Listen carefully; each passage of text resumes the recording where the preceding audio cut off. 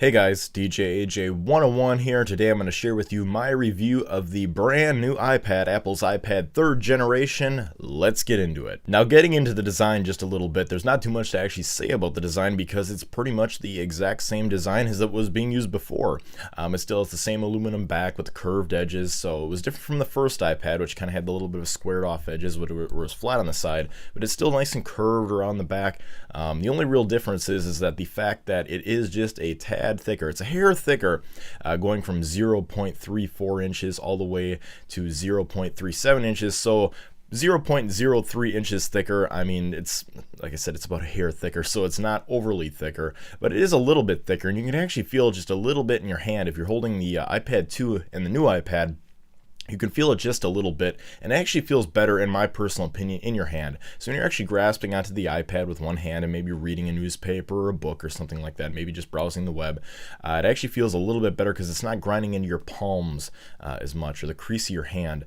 Just been my personal experience. I think it feels just a little bit better because it is a little bit thicker, so it makes it feel at least a little bit better in my hand. I don't know about everybody else's, but that little bit of thickness has added just a little bit of ease of grasp anyway, because it's a little bit easier to grab it with one hand. And the new iPad is also just a hair heavier as well. It actually goes up by 0.11 pounds, so 0.11 pounds. It actually is just a little bit heavier, and I've actually felt that going along with a little bit of thickness, a little bit more weight to it as well, more than likely from a little bit bigger battery in the new iPad to support all the new features that it has in it, including that gorgeous Retina display. So it is a little bit heavier, and I have noticed that, and it does drag on your hand and your arm just a little tiny bit. Just a quick note, it is a little bit heavier by 0.11 pounds. And speaking of that gorgeous Retina display I was just talking about, let's move on to the Retina display. Now, the brand new iPad has the brand new Retina display, and the iPad 2, well, it didn't, because if you're like me and you have an iPhone 4 or a 4S,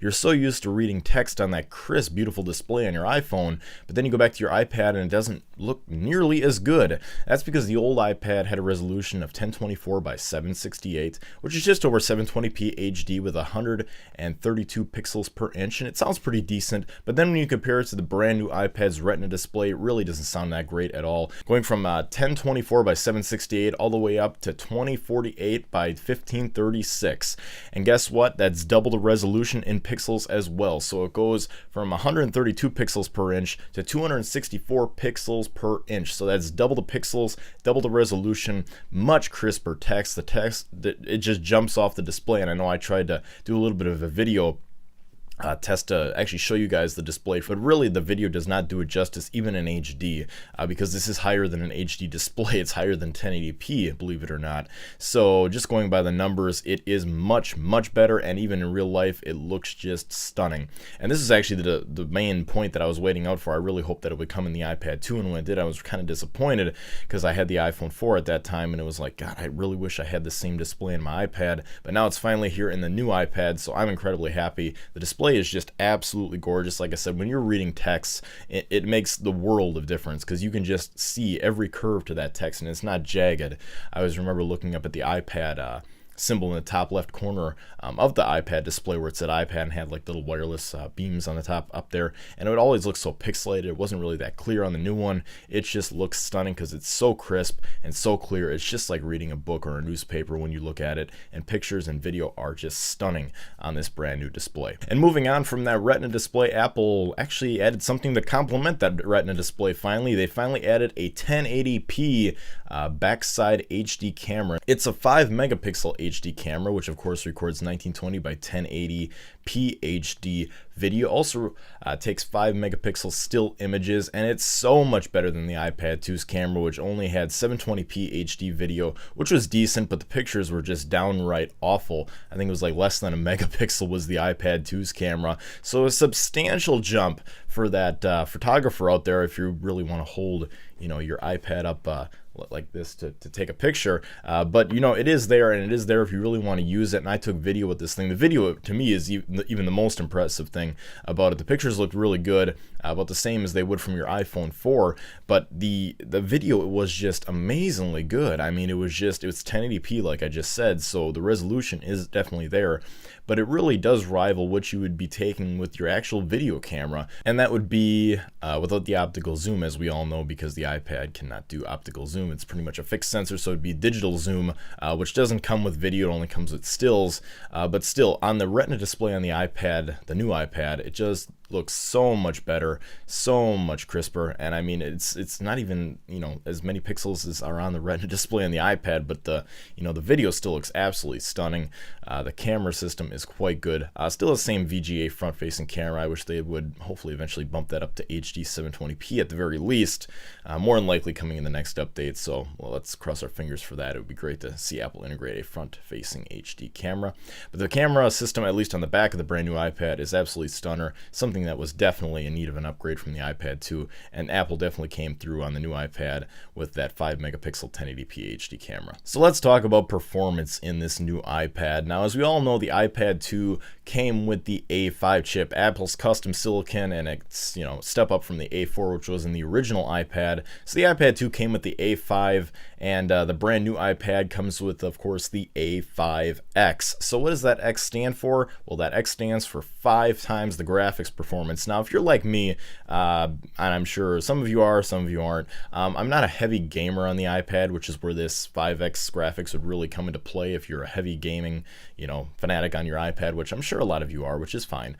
But for me, you know, just reading, you know, the occasional newspaper, watching video from YouTube and doing stuff like that, and not really playing that many graphically intensive applications or games, really won't notice a difference because, like I said, it's the same A5 chip that's in it. So as far as app launching and, you know, just occasional, you know, applications that might use some graphics and video, it looks the exact same, still as smooth as ever, no problems there. But where this chip is really going to shine is in the graphics for video games. So if you're playing some of the latest and greatest iPad games out there and they're optimized for that Retina display and they're optimized to take advantage of that A5X chip, you're going to see stunning performance as far as these games are concerned. Definitely a step up for Apple, for all you gamers out there that want to do some iPad gaming. Definitely pushing in the right direction as a portable gaming console, just like the iPhone is basically being pushed in that direction to, you know, kind of compete with the overall mobile gaming market with Sony's PS Vita and of course the new Nintendo systems that are coming out. So we'll definitely have to wait and see how this stacks up, but for right now, a great enhancement with that A5X for all you graphically intensive gaming users. So how about network performance? Now, what do I mean by that? Well, as we all know, when the new iPad was introduced, that the new iPad was introduced with the 4G LTE technology chipset built into it for AT&T and Verizon's 4G LTE network, as well as dropping back to the traditional 3G network as well. So this 4G LTE technology is so much quicker on this new iPad, and it really, you know, gives it a boost, at least as far as what you're going to do via when you're out and about, you know, over a wireless connection is unbelievable. I did some speed tests up here in my neck of the woods up here in northeast Wisconsin, and I wasn't getting as fast as some other people. I mean, some people were getting like 50 megabits down, close to, you know, 30, 40, 50 megabits down, which is quite crazy. And I'm sure those are people that live in the bigger cities where I'm sure they have a lot more bandwidth going to the towers, you know, and especially when you're off peak hours and not as much people using that bandwidth, you might get that much speed. So I'm not going to disgrace that in any way, but I'm sure up here where I don't have as, you know, big of a city to test out in, you know, city around just over 100,000 people, I probably won't get that much speed. But here's kind of what I was getting. On the average, I was getting about 15 megabits down, which is quite quick compared to the 1 megabits down I was getting on 3G. So that's 15 times greater. And the same with the upload. I was getting about 12 megs up as well over 4G LTE, and over 3G I was only getting about 0.5 megabits up, so a half a megabit up is what I was getting, and these are in the same locations, in the same city, Appleton, Wisconsin, that I was testing it out in, and really that is quite substantial. And especially when I'm out and about and I'm doing stuff, one of the biggest things was over Verizon's network is that it's not as fast as AT&T's, at least on 3G. So it really was, you know, kind of a pain to watch your videos and stuff like that. And, you know, I'd go on the ESPN app and try to watch video there, or YouTube or something like that. And, you know, it would always be, I'd have to wait for it to load, and then I have to play and all this stuff. And with LTE, that is not a problem at all. I haven't had to wait once. You know, granted, it will suck up a lot more data, so I think that's something to be very, very aware of when you're out and about, and, you know, you do have a tiered data plan on your Verizon or AT&T iPad to make sure that you do not go over that data limit, because LTE will suck up your data like that. And one of the best things I saw when using LTE 4G, at least for me anyway, was actually when you're watching YouTube videos via the YouTube app on your iPad, you'll actually get HD video now. As many of you may know that have 3G iPads or had the 3G iPads in the past. If you watch video over 3G, the quality is really degraded down quite a bit, where it looks worse than standard definition quality, and it's really pixelated, and the audio is, you can tell it's compressed and stuff like that. When you're on LTE, it automatically bumps the quality up to HD, so you're actually going to be able to stream HD video over LTE, which, like I was just saying, might not be too good for your bandwidth cap, but you definitely want to keep an eye on that. But it is quite nice to actually be able to watch HD video on the go, because there is really no setting to toggle that. It's always Apple has said, well, we'll automatically adjust that over 3G depending on your connection speed, but because LTE is so much quicker than 3G, it'll actually default to HD right off the bat, which I found quite nice because I always like to watch my videos in the highest quality.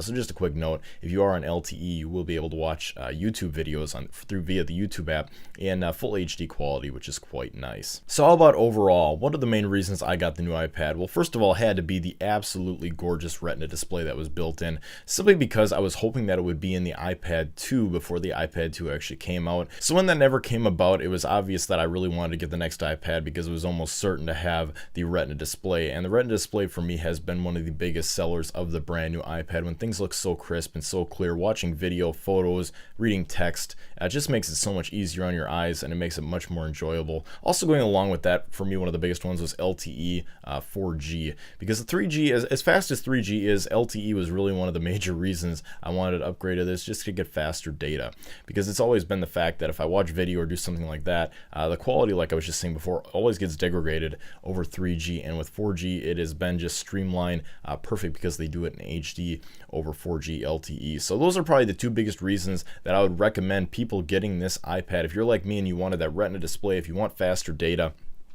definitely go for the iPad 4G models. They're by far some of the best that I've seen. But anyways, guys, different strokes for different folks. Really depends what you guys want in a tablet. If you guys think that this feature set that Apple has upgraded the iPad with LTE 4G, Retina display, A5X for more performance in games, you might want to consider upgrade. Or if you're saying, well, the iPad 2 would do just fine for me, and I'm not that heavy of an iPad user to really take advantage of some of these great new technologies that are built in, I think that's fine too. I think it's different strokes for different folks, and I've given you guys my thoughts on it. And really, this is an evolutionary update. It's really just more newer features being added to the same design of an iPad, kind of like it was with the iPhone 4 to the 4S. So it's not a revolution. It's an evolutionary. More than likely, the next iPad we will kind of see maybe a redesign, so it might be more of a revolutionary upgrade depending on the design form factor of the iPad. Might even see a smaller iPad as well. So, this is really, like I said, an evolutionary, not a revolutionary upgrade. So it really depends what you guys want to see in a tablet and what you guys want. But anyways, guys, that's been my review and my thoughts on the brand new iPad. But what do you guys think, or do you guys have any questions? If so, please don't be shy. Leave them in the comments below, or feel free to send me a personal message. I would be happy to respond to you with the answer to your question and or comment. And also feel free to rate this video up and subscribe if you happen to like my content. I sure do appreciate it. It helps me keep this channel going for you guys, keeping you enrolled in the great tech content. And speaking of my channel, if you'd like to check out my channel as well, it's where you can find all my content and all my videos, from unboxings to reviews to news articles to technology news to anything I basically find interesting. Kind of a channel driven by what I like to do and hopefully what you guys like to watch. And if you have any suggestions, again, please leave them in the comments, and I'll be happy to consider them for future videos and or to keep improving this channel. But anyways, guys, I will see you in the next video. I hope you enjoyed, and it's sunny outside, so have a great day.